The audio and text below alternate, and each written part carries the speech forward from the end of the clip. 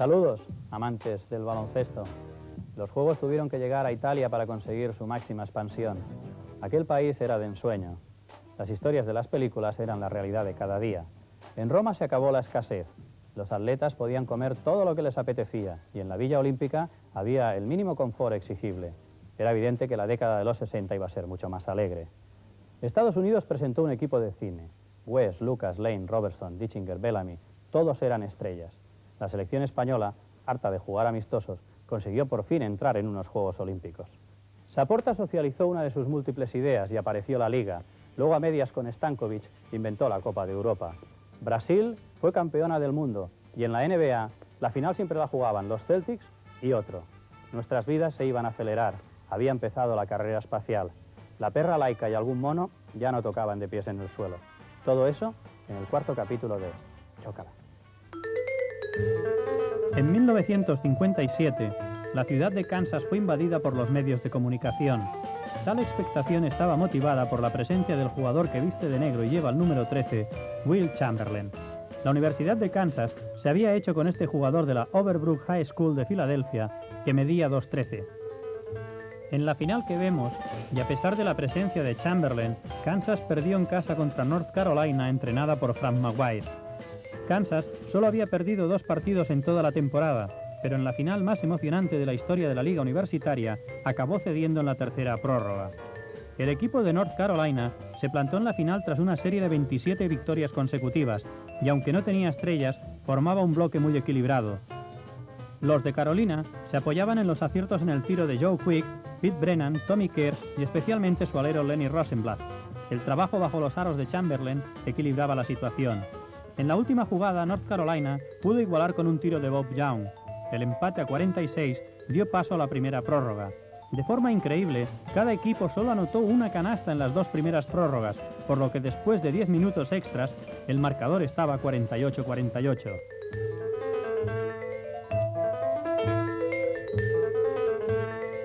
En la tercera prórroga, North Carolina tomó una ventaja de 4 puntos, pero Kansas igualó el marcador a falta de 31 segundos y con un tiro libre se adelantó 53-52.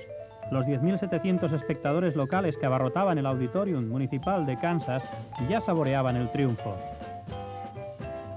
Joe Quick optó por lanzar una falta que se había cometido sobre él. Anotó los 2 tiros libres y puso a su equipo por delante 54-53. En la jugada siguiente, él mismo cortó un pase interior de Kansas y North Carolina fue campeón. Chamberlain fue elegido el mejor jugador del torneo, pero se quedó sin título y nunca más estuvo en una fase final de la Liga Universitaria.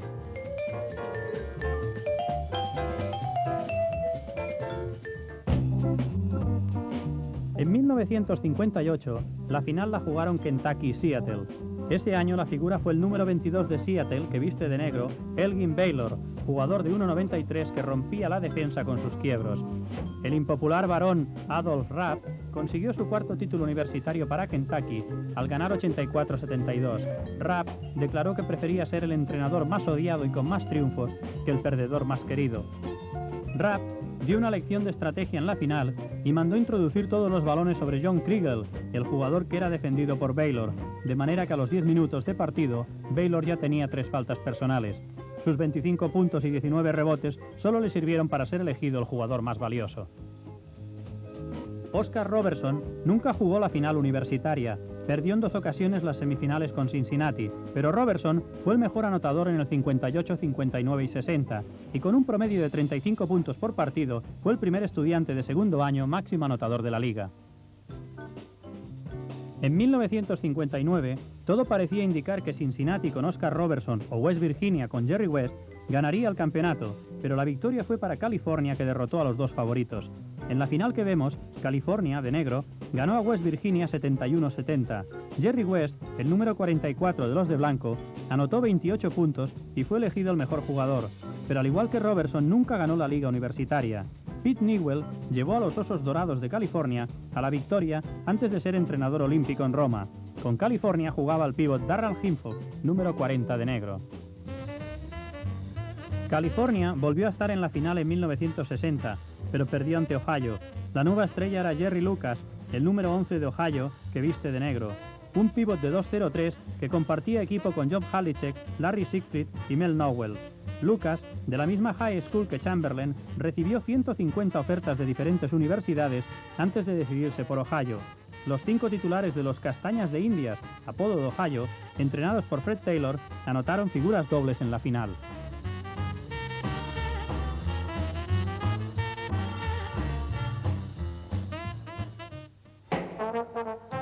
En la NBA, los Celtics empezaron a marcar una época. Ganaron por primera vez el título en 1957 al derrotar en la serie final a San Luis por 4-3. En el último partido jugado en Boston y después de 2 prórrogas, los Celtics lograron el triunfo por 125-123.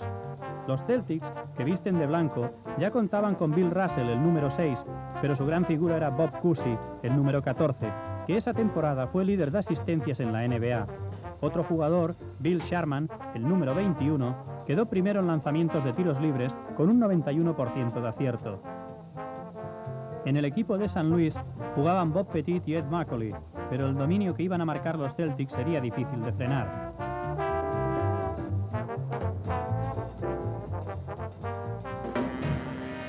En 1958, San Luis se tomó la revancha y ganó la final 4-2. El triunfo llegó en el 6º partido, último en San Luis, por 110-109, demostrando la igualdad existente entre estos dos equipos. Ese año Bill Russell ya fue líder de los reboteadores, dejando segundo a Bob Pettit, el número 9 de San Luis, que viste de negro. Bob Cousy seguía siendo el mejor pasador, sus asistencias ponían en pie al público. El equipo de San Luis, que entrenaba a Alex Hannon, tenía además de Pettit como figuras a Ed Macauley y Jack McMahon.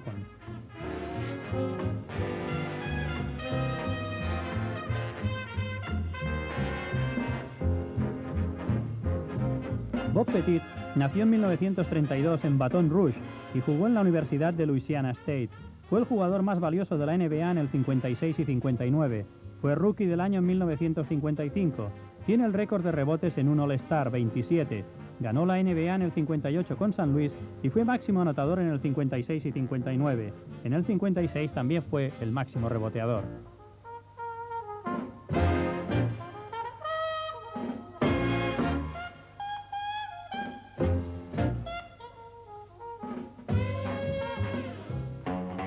Los Celtics recuperaron el anillo en 1959 al ganar la final a los Lakers de Minneapolis 4-0 y lo mantuvieron la temporada siguiente al derrotar a San Luis 4-3. Ese año, San Luis contaba con Clyde Lovellette. Cousy seguía repartiendo asistencias para todos y Russell dejaba pocos rebotes para los demás. El equipo que entrenaba al mítico Red Auerbach se había reforzado con Quincy Jones. En los Lakers jugaba Elgin Baylor. Un rookie llamado Will Chamberlain tomó en 1960 el relevo de Russell en el liderato de rebotes.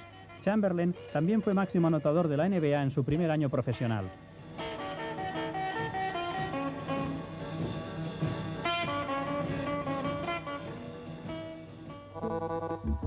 Observen cómo jugaba Bob Cousy, el base de los Celtics, hace casi 40 años. Su juego tiene una mezcla de fantasía y calidad impresionante. Bob Cousy nació en 1928 y tras ganar la Liga Universitaria del 47 con Holy Cross, llegó en 1950 a los Celtics, con los que jugó hasta el 63. Fue el jugador más valioso en 1957. Tiene el récord de asistencias en una parte, 19, el de más tiros libres en un partido de playoff, 30 convertidos de 32 intentados. Tiene el récord de más puntos anotados en una prórroga, 12. Ganó la NBA 6 veces. Fue, en 8 ocasiones, líder de asistencias. Después de retirarse en el 63, intentó una vuelta con Cincinnati en el 69, que no resultó exitosa, como tampoco lo fue su paso por los banquillos como entrenador. Pero como monitor de niños, siempre ha tenido un gancho especial. Hurry, hurry, take the A-train. You'll find it's the quickest way to get to Harlem. Hubo una época en que algunos entrenadores prohibían a los niños pasarse el balón por detrás como hacía Cousy. You'll find you get to where you're going in a hurry. Hurry, hurry, hurry, now it's coming. Ooh, ooh. Can't you hear those rails humming? You'd better get with it if you should take the A-train. You'll find you get to where you're going in a hurry. Shoo bop bop boo bop bop doo bo. Shoo doodly boo doodly you doodly bop doo way. I ain't mad at you, pretty baby. Don't be mad at me. Ooh bop shabam, skooky bop, shoo doo doo doo doo. Ow ow. Ooh ba doo doo doo. You got to you cool. Me and you. And I cover the waterfront. And I cover the waterfront. I don't know why. There's no sun up in the sky. I've got no money. Hell!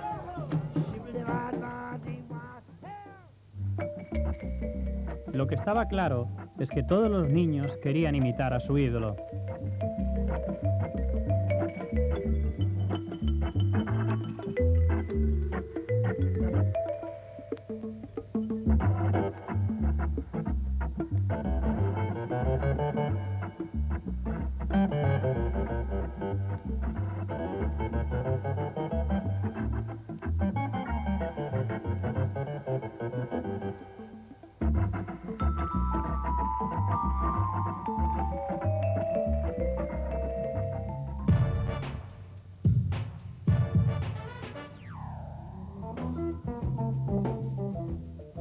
En esta época, en un colegio de Los Ángeles tuvieron la idea de igualar la estatura de los jugadores de baloncesto con unos zapatos especiales que tenían unas suelas supletorias.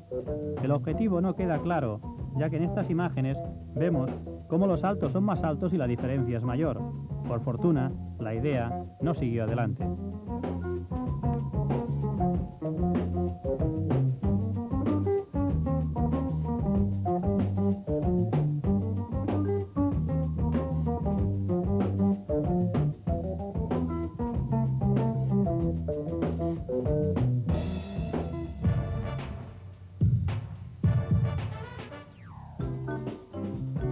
En España, Raimundo Saforta dio con la solución para que un campeonato de liga no fuera ruinoso. El Real Madrid fue el primer campeón con Pinedo como entrenador y los hermanos Martínez, Hernández, Trujillano, Bonet, Alcántara y Medio y Brindel. Superó al Barcelona por el average. También jugaron la primera liga Orillo Verde, Aismalíbar, Estudiantes y Juventud. Saporta creó un fondo común y los gastos se limitaron al jugar los clubes en sus desplazamientos 2 partidos.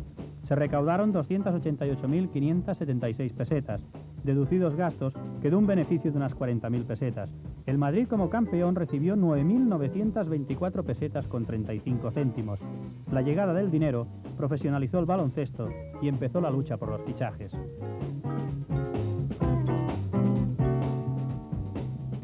Se hacía una bolsa común, se pagaba a todos los equipos los viajes y los hoteles. Si había déficit, pues lo pagaría la Federación Española. En aquel momento los sponsors no existían. Y también el superávit se repartía según la clasificación. Como usted dice, el primer año, bueno, todos los años ha habido superávit. El primer año habrá habido unos 100.000 pesetas superávit y al Real Madrid, que al campeón le tocó 9.000. Lo bastante le habían pagado viajes, estancias, los balones, los hábitos, en fin, todo esto. El primer año tenía grandes dificultades porque todos eran amigos míos. Y es muy difícil dirigir un equipo que acabas de dejar, porque lo primero que le dije, mira, todas las putadas que podéis hacer las habéis hecho conmigo, así que me las sé. Ya estaba todo casi pactado con el equipo Aismalíbar, hasta que se presentó un día en mi residencia el doctor Willo Galinde. Y Willo pues habló conmigo, ¿verdad? Y las cosas que habían surgido entre el Madrid para acercarse a mí. Y entonces pues él me habló, me convenció y me marché al Real Madrid. Entonces empezó ya el baloncesto a dejar de ser ya amateur, entonces al intervenir los clubes de fútbol, que eran los que más interesados estaban en tener buenos equipos, ya ofrecieron algún dinero que, vamos, ridículo, pero que ya empezaron a ofrecer algo de dinero y también pues a lo menos pagar estancias y estudios y entonces dar muchas oportunidades. Todos los jugadores estaban interesados en ir a estos equipos. El Madrid ganó la Copa del 57 y la Liga del 58, pero perdió la Copa de ese año con el Juventud. La Liga dio entrada a equipos de provincias a los que se les hacía pagar un canon a los clubes de Madrid y Barcelona. Algunos se negaron a tal feudalismo y renunciaron. Emiliano pasó a la Ismalíbar, Lluís y Díaz Miguel al Real Madrid. El Barcelona, con Isal de entrenador y los Martínez, Bonareu y Buscató, ganó la Liga y la Copa del 59. En el 60 el doblete fue para el Madrid con Ferrandiz y Báez. Pues eso fue ese año fue bueno para el Madrid. Pedro Fernández, el entrenador, pues nos preparó muy bien, nos entrenó muy bien, ¿verdad?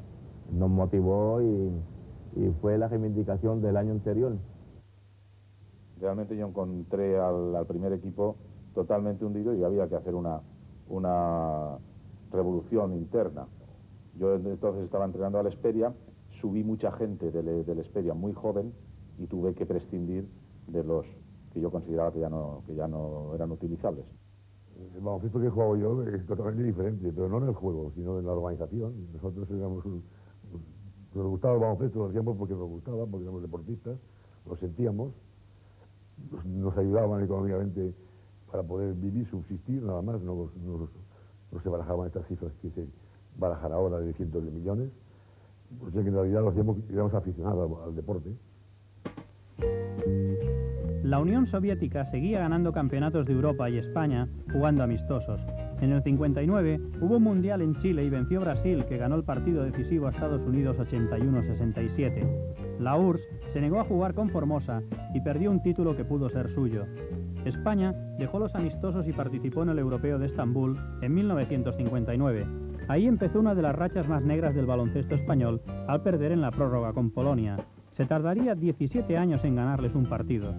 España quedó decimoquinta entre 17 equipos. No se había jugado un partido oficial desde hacía 4 años y se dejó notar. La URSS con Krumins volvió a ganar.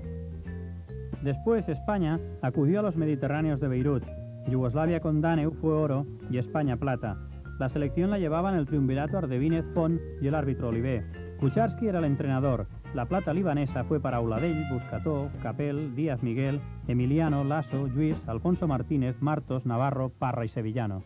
Yo me hice cargo de la selección en aquel momento. Era la época final de jugadores muy buenos, como había sido Hernández y Brunet, y entonces estos jugadores todavía fueron a Estambul. Se hizo una renovación de equipo y entonces ya entraron los Emiliano, los Buscató, en fin.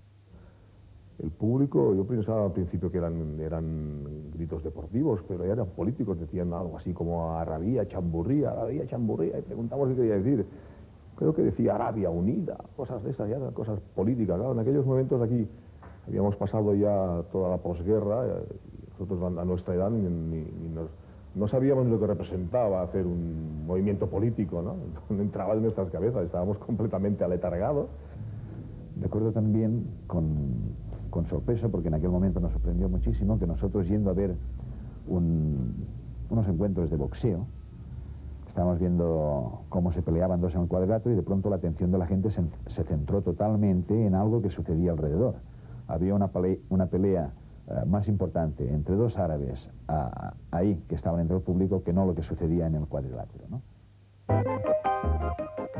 España disputó en 1960 un preolímpico en Bolonia para participar en los Juegos de Roma y por fin consiguió el premio de la clasificación. Fueron con billete de ida y vuelta, sin médico ni masajista, $1 de dieta y alojados en una fonda. Sin jugadores de 2 metros, España fue segunda detrás de Checoslovaquia en la primera fase. Luego se ganaron los 2 partidos decisivos ante Bélgica y Canadá. Las ideas de Kucharski hicieron dar un salto adelante a la selección y de resultas de este torneo le surgió una oferta para entrenar en Italia que aceptó. El problema, una vez clasificados, fue sobrevivir hasta el inicio de los Juegos. El equipo de Estados Unidos invitó a España a jugar un amistoso en Lugano y eso, junto a algunas pizzas pagadas por algún mecenas, salvaron la situación.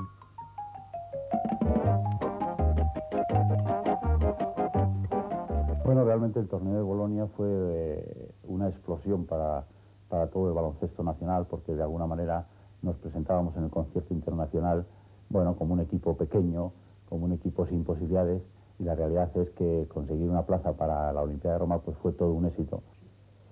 A nosotros nos dieron el pasaje para Bolonia y vuelta a España. Ya se daban por contado que no íbamos a ir a Roma. Pero el equipo español se clasificó para ir por una razón porque había estado entrenando simplemente el tiro no de 6,20, ¿no? El tiro de 8 metros. Lógicamente te tenías que pagar el lavado de ropa, y si lavabas a tu casa, que entonces no lo hacía nadie, tenías que pagarte las conferencias, y tenías que escribir una carta a la novia, pues tenías que pagarte el sello, ¿no?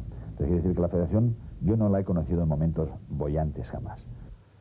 Y pues claro, llegamos a la Vía Olímpica y no teníamos sitio para dormir, porque no esperaba que España se clasificase para jugar la Olimpiada, y nuestro sitio estaba ocupado por otros atletas. Entonces, nosotros que habíamos ganado el preolímpico, pues teníamos derecho a esas habitaciones, ¿no?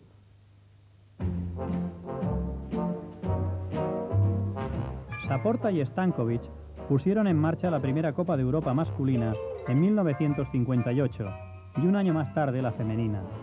Las 3 primeras ediciones fueron para el ASK de Riga. La falta de relaciones diplomáticas impidieron la semifinal Riga-Madrid en el 59.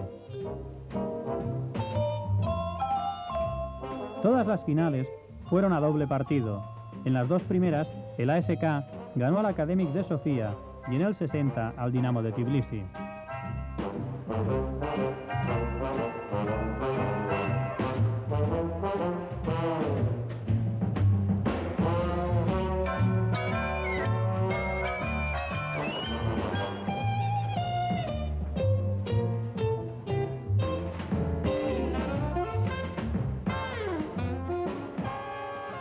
Con el número 9, vestido de negro, podemos ver en el equipo de Riga a Krumins.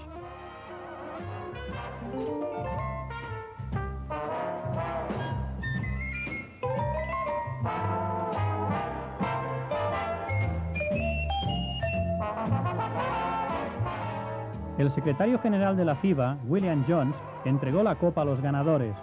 Alexander Gomelski era el entrenador del equipo de Riga. Trabajé durante 15 años en Riga. Mis años como entrenador fueron muy buenos, porque con aquel equipo ganamos la Copa de Europa en los 3 primeros años y ganamos 5 veces el campeonato de la Unión Soviética y la primera Espartaquíada en Rusia, que es una especie de Olimpiada soviética.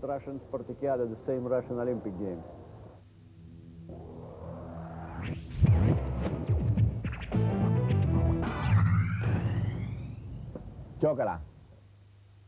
Bueno, pues chócala. Aun cuando el baloncesto es un deporte que se juega con las manos, conviene tener muy en cuenta que la base de su efectividad radica en la sustentación y el juego de los pies. Para fomentar esta sustentación y equilibrio, conviene hacer alguno como este ejercicio, que situados dentro del círculo central intentan cada uno separar al contrario del círculo mismo. Vale. Aquí tenemos las detenciones en ritmo de 2 tiempos. 1, 2. Y ahora también la forma de detenerse en un tiempo. Lo importante en baloncesto es no perder tiempo y ser muy práctico. Y una manera de variar en 90 grados es esta, en que el pie de impulsión, en el momento de descansar, ya inicia la propia impulsión. Y aquí tenemos el ejercicio ya en movimiento a carrera pausada. Vean la técnica del momento de poner el pie de impulsión. Permite al cuerpo girar 180 grados.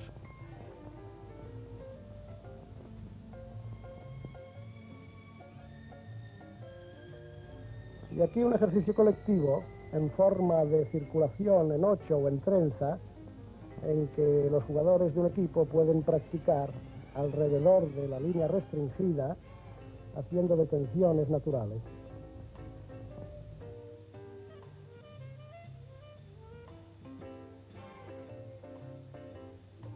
Aquí están intentando cada jugador por parejas, bien intentando ver, mejor dicho, la cabeza por la parte de arriba del contrario. Y aquí 3 jugadores que están haciendo ejercicios de impulsión, cogiéndose del mismo aro que está a 3,5 del suelo. Ejercicios de salto en progresión, es decir, lanzándose desde fuera del área a tocar el aro que se está atacando. Son ejercicios de impulsión, pero sobre carrera. Siempre hay que estar entre el contrario y la canasta. La posición ideal siempre es esta. Y aquí vemos ya el movimiento del jugador defensivo respecto de las acciones del ofensivo. No hay que ir nunca sobre el jugador que está atacando, sino que hay que guardar el campo por el que posiblemente pueda irrumpir. Y aquí vemos la posición defensiva respecto del hombre pívot, defendiéndole siempre en la posición atrasada, un poco ladeada hacia el sector del balón para intentar atajar algún pase, mientras el balón va circulando por el exterior, con los jugadores también debidamente guardados entre el atacante y el cesto. La línea teórica es siempre la misma. Atacante, defensor y cesto deben estar en el mismo radio. Hay un momento muy importante para aproximarse al hombre que tiene el balón, y este es aquel en que se detuvo. Es importante saber también que el cambio de asignación tiene su utilidad, sobre todo en los cruces o en los cortes donde no hay una presión del jugador defensivo. Entonces, en el momento de cortarse, los dos defensores se avisan el cambio de hombre, como puede verse en la imagen. Un modo de ejercitarse también es este, en que el juego de los pies tiene que ser muy hábil para no chocar con el jugador. Hay protecciones o pantallas ofensivas que aquí vemos en su elaboración, claro, sin pelota, para poder explicar mejor la protección del jugador ofensivo. Aquí tenemos otra pantalla. Pero la manera de protegerse con mayor continuidad es precisamente la llamada cortina. Es preciso tener un gran dominio de la pelota y un gran adiestramiento. Aquí vemos la posición de las manos en una situación teórica de coger la pelota, porque enseguida vamos a ver los mismos ejercicios ya en posesión del balón, que se introduce en la posición ahuecada de las manos y haciendo presión sobre la pelota con las puntas de los 10 dedos.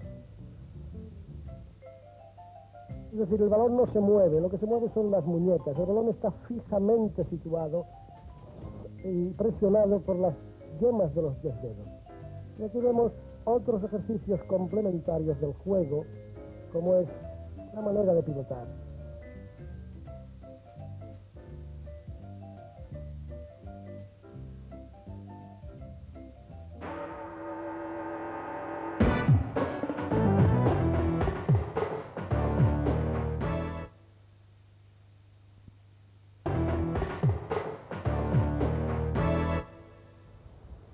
Durante los Juegos del 60, la Iglesia se reconcilió con el deporte.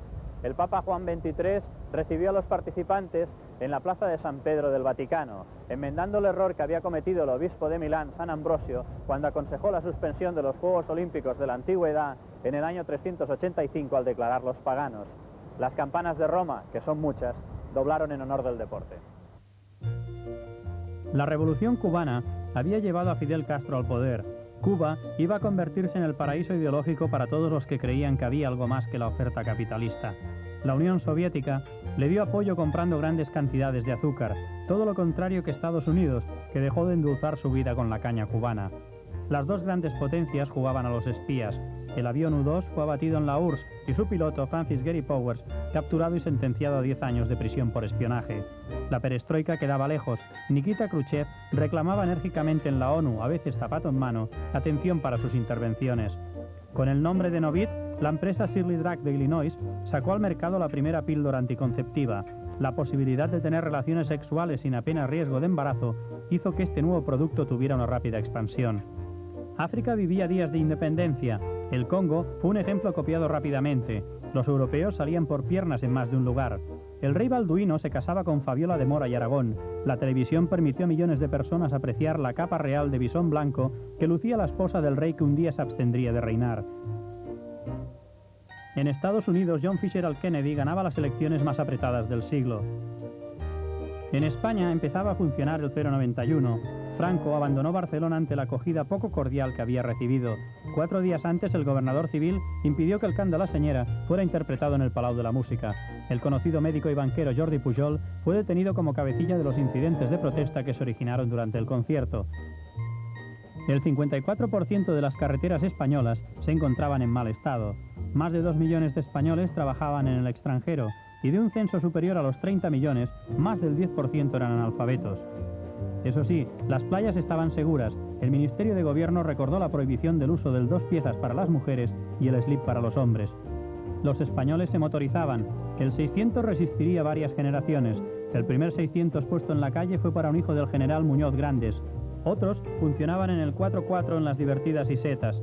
Las amas de casa más audaces empezaron a cocinar con la olla a presión. Otras más pacíficas lo que querían saber era dónde había ido Alfonso XIII. La Lola de España llenaba los escenarios convertida ya en la señora Pescadilla, y en los cines las colas eran para ver La Violetera y El último cuplé con Sara Montiel. El dictador capturó una ballena. La foto del cetáceo en el puerto de Pasaya fue portada.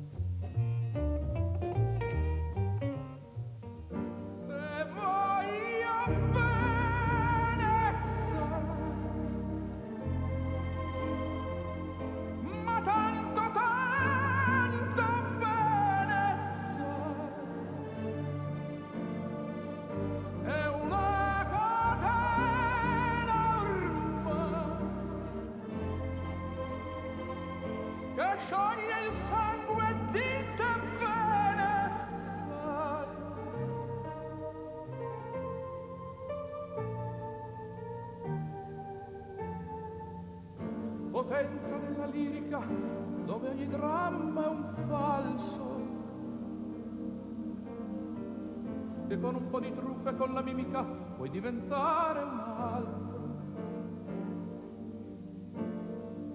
Ma due occhi che ti guardano, così vicini e feri, ti fanno scordare le parole, confondono i pensieri. Così diventa tutto piccolo, anche le notti là in America.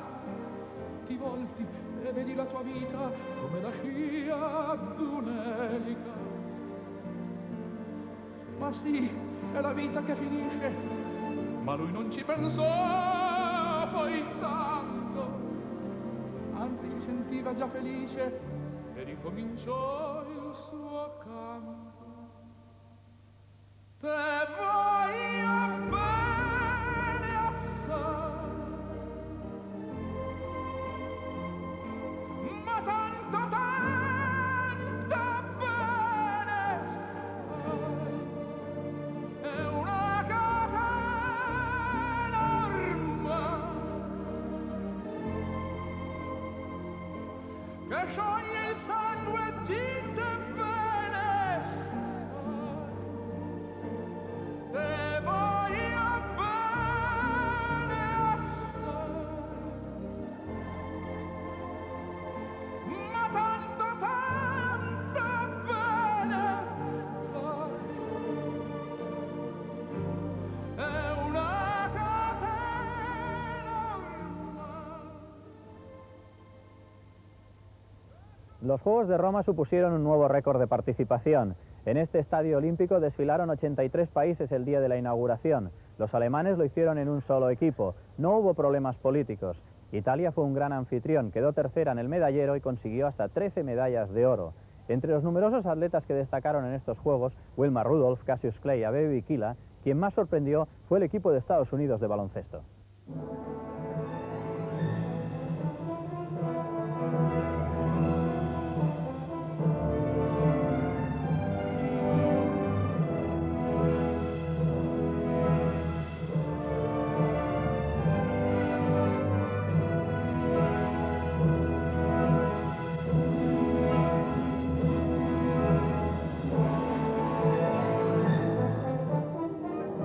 Los 16 equipos que compitieron en baloncesto estaban divididos en 4 grupos.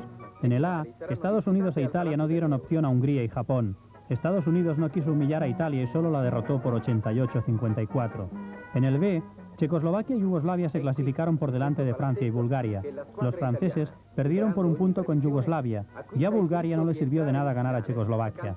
En el grupo C, Brasil derrotó a la URSS 58-54, clasificándose ambas por delante de México y Puerto Rico.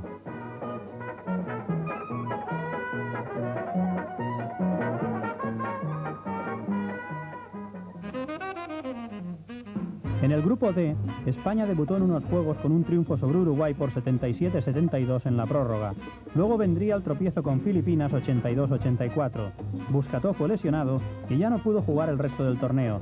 España volvió a perder con Polonia y empezó a desmoralizarse empalmando una serie de derrotas que la llevaron al definitivo 14º lugar. A pesar de las promesas de la Delegación de Deportes de que habría una Vespa de prima, no hubo milagro.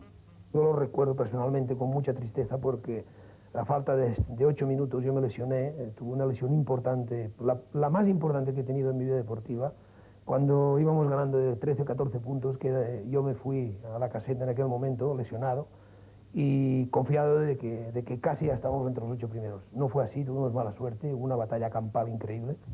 Comunícales a los compañeros tuyos de que efectivamente la delegación nacional, si os clasificáis entre los 8 primeros, os va a regalar una Vespa a cada uno de vosotros. Yo casi no me lo creía, fui y lo conté a los jugadores, y a partir de entonces, los jugadores de baloncesto del equipo español prácticamente cuando iban andando de un sitio a otro ya iban así, como si llevaran una moto, ¿no? Nos ofrecían 60 pesetas, que era $1 en aquel tiempo, diarias de dietas, ¿no? Y nos lo dijeron que no nos lo daban hasta el final de todo para si nos portábamos bien y no había ni nada que se rompiera ni cosas de estas, ¿no? Al final no vimos nadie ese dólar multiplicado por los días y le llamamos siempre el dólar de no romper, ¿no? Fue una catástrofe porque Roma ya estaba el equipo acabado y en cuanto venían diciéndome, soplándonos los oídos a los jugadores, oye, que si os clasificáis hay una Vespa. Wilma Rudolph, la Gacela Negra, fue a sus 20 años el amor inalcanzable de muchos participantes. Nacida en Tennessee, era la número 20 de los 22 hijos de un humilde bracero. Una escarlatina complicada con neumonía doble a los 4 años la tuvo en cama hasta los 9. Cuando se recuperó, fue la mejor jugadora de baloncesto de Tennessee. Sus 49 puntos en un partido siguen siendo récord escolar. En Melbourne había sido bronce en 4%. En Roma ganó el oro en los 100, 200 y 4%. Se retiró a los 22 años, se casó 2 veces y se divorció ambas. Tuvo 5 hijos y muchos problemas económicos. En los cuartos de final del baloncesto, Brasil sumó 3 nuevas victorias y no conocía la derrota. Ganó un igualado partido a Italia en la prórroga por 78-75. Este resultado se arrastraría en la fase final y decidió la medalla de bronce en favor de los brasileños. Ma la giovanissima squadra azzurra si permette addirittura un piccolo vantaggio iniziale. Si batte da pari a pari per tutto il primo tempo e termina con una onorevole sconfitta. Perdimos el tercer lugar con Brasil, porque el anotador se equivocó y le sumó una canasta nuestra. Y nosotros jugábamos en casa. Paciencia. Pero fue una gran olimpiada. En el otro grupo de cuartos de final, Estados Unidos arrasó. Ganó 108-50 a Uruguay y luego 104-42 a Yugoslavia. Una fecha negra para los balcánicos que ya perdían 63-16 en el descanso. Este partido fue algo extraordinario. En los primeros 3 segundos ya estábamos perdiendo 4-0. Recuerdo que el resultado era 29-0, 32-1 y por fin, gracias a que los americanos sintieron pena de nosotros, perdimos por un resultado de 104-42.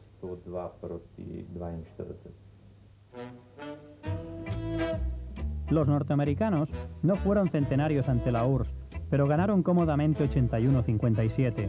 La URSS obtuvo la segunda posición con derecho a semifinales. En aquellos tiempos, ambas selecciones ya habían tenido algunos contactos, como demuestran estas imágenes, filmadas en una de las visitas soviéticas a Estados Unidos unos meses antes de los Juegos. El partido de Roma no tuvo historia. La defensa americana ahogó desde el principio a los jugadores soviéticos, a pesar de que un parcial arbitraje del búlgaro Takev colocó a Lucas y Dischinger con 4 faltas a los 7 minutos. Estados Unidos llegó al descanso con ventaja 35-28. Los soviéticos, con Zubkov, Petrov, Korneyev, Musnieks y Volnov, buscaban una velocidad que no encontraban. Los americanos salieron a resolver en la segunda parte y solo lanzar el balón al aire hicieron presión total. Hacían canasta y robaban el saque para volver a anotar. A los 5 minutos habían logrado un parcial de 24-1. Hubo un momento de tensión cuando Robertson golpeó a Korneyev. Él se me enfrentó, pero yo no soy de los que se dejan intimidar fácilmente, y me dije entonces, pase lo que pase, no dejaré que consiga esos 35 o 40 puntos. Y la próxima vez que intentó acercarse a la canasta, traté de arrebatarle la pelota, pero erré y le di a él. Él soltó la pelota y por poco llegamos a las manos.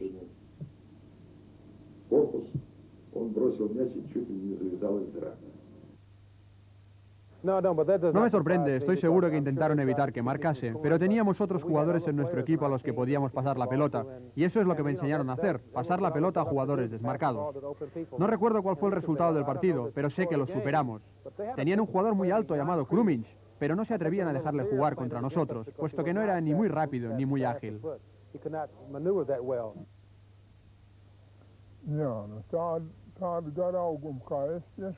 Había muy pocos jugadores tan altos como yo. En general, no medían más de 2 metros. Si jugase hoy en día, y a pesar de mis 2 metros 18, no me habrían salido tan bien las cosas, porque el nivel de mi técnica es bajo.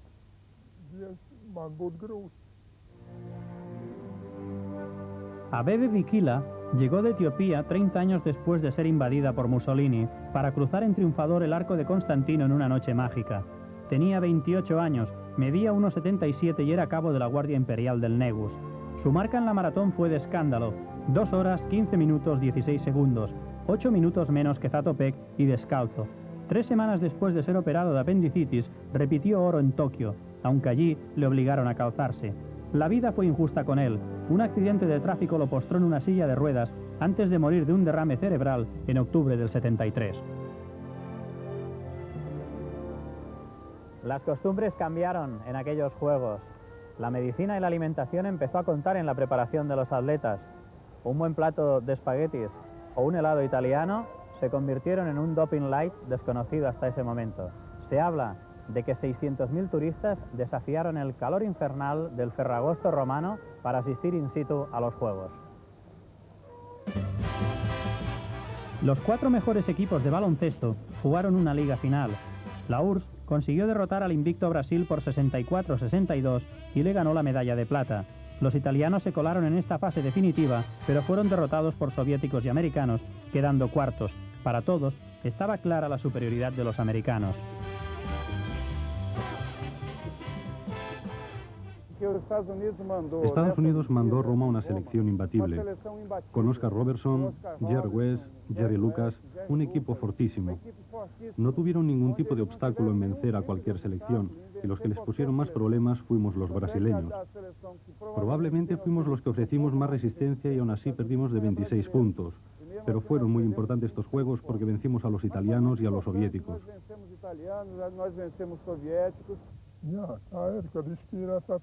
Todo se decidió con Brasil. Ganar a los norteamericanos estaba por encima de nuestras posibilidades. Aquí vemos el partido final para seleccionar a los jugadores americanos entre el Peoria Caterpillar de la Liga Amateur AAU y una selección de universitarios que viste de negro. Estados Unidos cerró el torneo con una victoria sobre Brasil por 90-63. Fue un partido decisivo. Brasil tenía una remota posibilidad de lograr el oro si ganaba por una amplia diferencia, pero ante aquel equipo americano, la derrota era lo habitual. Estados Unidos dio otra lección de fundamentos defensivos y a los 14 minutos ya mandaba 41-14. No hubo enfrentamiento entre las dos potencias porque valía el resultado de la fase previa.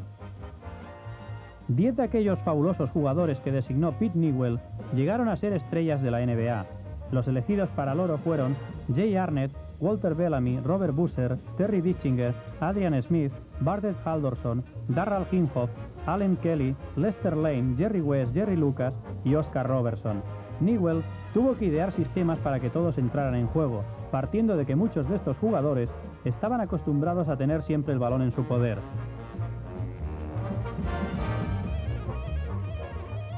En Estados Unidos, decepcionó que un equipo de aquel potencial no aplastara a los soviéticos, a los que solo ganó por 24 puntos y sin llegar a los 100. Los norteamericanos se seguían asombrando de todo cuando jugaban en Europa. La pelota, los árbitros, todo era divertido para ellos. En aquel momento, cuando teníamos 19 o 20 años, queríamos ganar para nuestro país, queríamos ganar una medalla de oro. Significa tanto para todos ganar una medalla de oro. No me interesaba ridiculizar a Rusia o a quien fuese, solo quería asegurar nuestra victoria. Así que al final del partido va un periodista y me dice de una forma agresiva: ¿por qué no les habéis presionado más a los rusos? Y yo le contesté: porque soy comunista. Y eso le paró los pies. Lógicamente yo no lo era, pero eso terminó con cualquier otro comentario sobre el tema. La verdad es que era un gran equipo. No ganábamos los partidos por la mínima, sino que arrasábamos.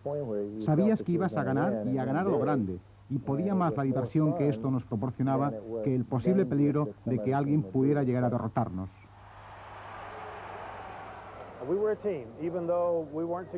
Éramos un equipo, aunque no estuvimos juntos mucho tiempo. Había unos jugadores muy buenos en aquel equipo. Aparte de ser buenos atletas, eran también jugadores muy inteligentes. Entendían el juego, sabían lo que se tenía que hacer para ganar. Sacrificamos cualquier individualismo que quizás hubiéramos podido tener en aras del equipo, y por eso no hubo ningún problema. Descubrí en los Juegos Olímpicos que le podías llamar de todo a un árbitro siempre que lo hicieses con una sonrisa en los labios, ya que no entendían lo que les decías. Pero si gritabas y parecías demasiado apasionado, aun sin entenderte, consideraban que eras merecedor de una técnica. Era muy difícil acostumbrarse a aquella pelota. La lanzabas y parecía que bamboleaba en el aire en lugar de hacer una rotación regular. A veces, cuando estabas regateando, los cordones se salían de tal manera que podías perfectamente cogerla por uno de ellos y sostenerla por ahí. Era como un balón de fútbol. No entiendo cómo podían haber escogido esa pelota. Yo tuve problemas, debido a que mis manos eran demasiado grandes y el balón muy pequeño, de modo que me costaba lanzarlo. Pero al cabo de un tiempo nos acostumbramos y lo superamos.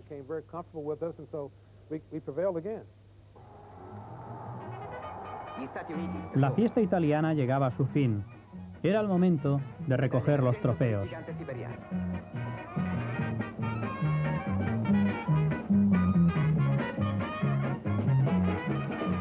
La squadra americana, con uno scalpo da pellirossa, si porta a casa le reti dei canestri come trofeo rituale.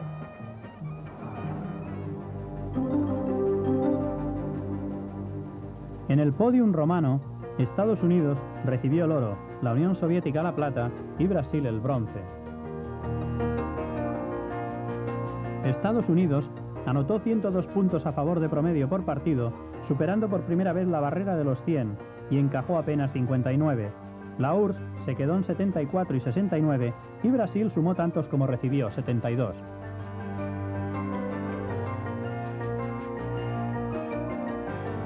El máximo anotador fue el yugoslavo Radivoj Korac con 185 puntos, seguido del polaco Janusz Wiczowski con 166 y el mexicano Almanza con 161. No puedo hacer comparaciones. Lo que sí sé es que durante 4 años consecutivos, el premio al mejor jugador debutante en la NBA se lo llevaron jugadores de aquel equipo del 60. Y por cierto, Jerry West, uno de los más grandes, nunca fue elegido el mejor debutante del año. Walter Bellamy fue el rookie del año 62 en la NBA, jugando en Chicago. Ese año lideró el porcentaje de tiros de campo. También estuvo en Baltimore, New York, Detroit y Atlanta. Terry Dischinger fue el rookie del año 63 también con Chicago. Luego pasó a Baltimore y Detroit. Siempre estuvo entre los mejores tiradores de la NBA.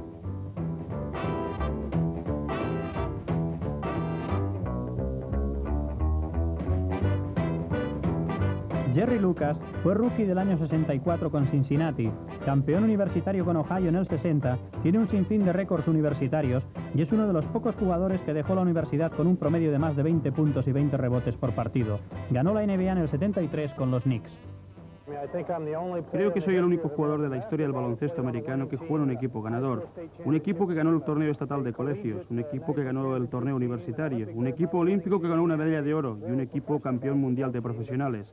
Pero creo que aquella medalla de oro fue lo más importante de mi vida. Jerry West ganó la NBA en el 72 con los Lakers.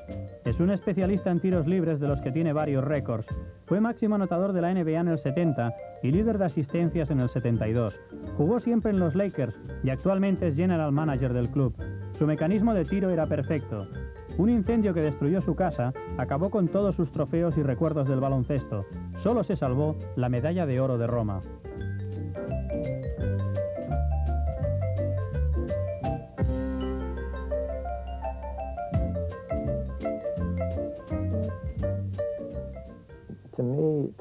Para mí el baloncesto significa compartir, no recibir. Lo más fácil del mundo. Si eres un buen jugador, lo peor que puedes hacer es ser egoísta, porque entonces no hay equipo, al tiempo que puedes retraer a otros jugadores de contribuir al juego de conjunto.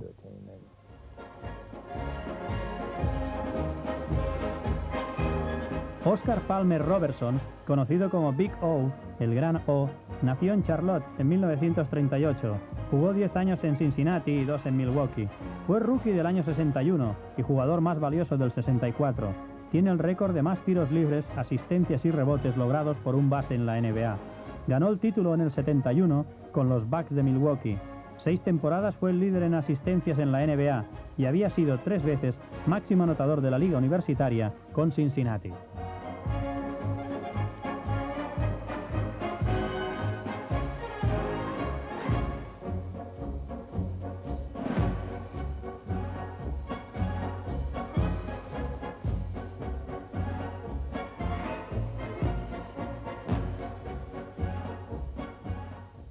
Una buena defensa es la clave. La defensa y el rebote son las verdaderas claves para ganar partidos. No importa quién seas o contra quién juegues o lo buenos que sean tus adversarios. Si juegas al rebote y a la defensa, siempre saldrás adelante en los partidos.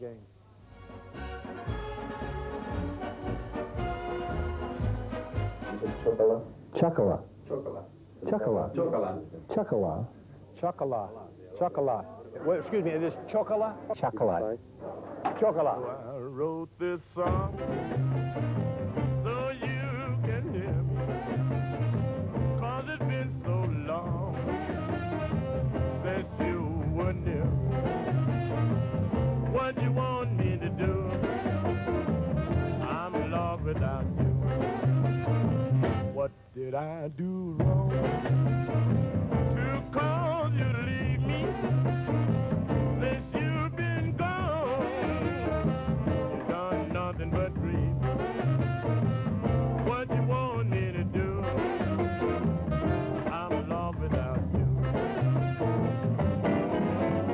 I don't care what you've been doing, just come back home.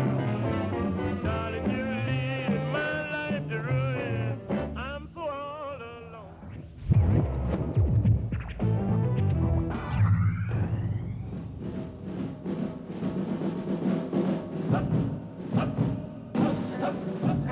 Give us a room with a view of the beautiful Rhine. Give us a room with a view of the beautiful Rhine. Give me a muddy old creek in Texas any old time. I got those up, 2, 3, 4 occupation GI blues. From my GI head to the heels of my GI shoes. And if I don't go stateside soon, I'm gonna blow my fuse. We'll get Haas and Pfeffer and Black Pumpernickel for chow. We get Haas and Pfeffer and Black Pumpernickel for chow. I blow my next month's pay for a slice of Texas cow. We'd like to be heroes, but all that we do here is march. We'd like to be heroes, but all that we do here is march. And they don't give the Purple Heart for a fallen arch. I got the up, 2, 3, 4 occupation GI blues. From my GI head to the heels of my GI shoes. And if I don't go stateside soon, I'm gonna blow my fuse. The Fraulein's are pretty as flowers, but we can't make a pass. The Fraulein's are pretty as flowers, but we can't make a pass. 'Cause they're always signs saying keep it here off the grass. I got the up, 2, 3, 4 occupation GI blues. From my GI head to the heels of my GI shoes. And if I don't go stateside soon, I'm gonna blow my fuse.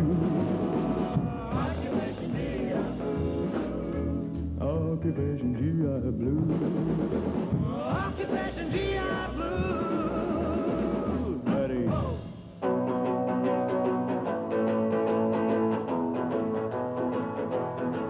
You got the hug in his arms, the thrill in his eyes.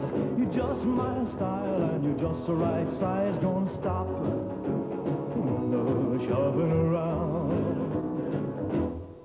I wanna stop shoving around 'cause I find a girl. Con la nueva regla de los 30 segundos, el baloncesto ganó en espectacularidad. De aquel fabuloso equipo de Estados Unidos, 10 jugadores triunfaron en la NBA. Era un equipo tan fantástico que John Havlicek, futura estrella de los Celtics, se quedó sin plaza para Roma. Con los americanos en la primera posición, los soviéticos en la segunda, para los demás solo quedaba el tercer lugar. El baloncesto estaba camino de llegar a todos los rincones de la tierra. Los Lakers cambiaron de costa y llevaron el baloncesto profesional a Los Ángeles. Kucharski se fue a entrenar a Italia y el mundo entero se convirtió en un mercado común de libre circulación de jugadores. Italia aún no nos había dado a conocer los poderosos pectorales de Amarcord, pero ya intuíamos que algo grande iba a pasar. En nuestro próximo capítulo habrá otra gran experiencia, en este caso oriental, los Juegos de Tokio. Nos vemos.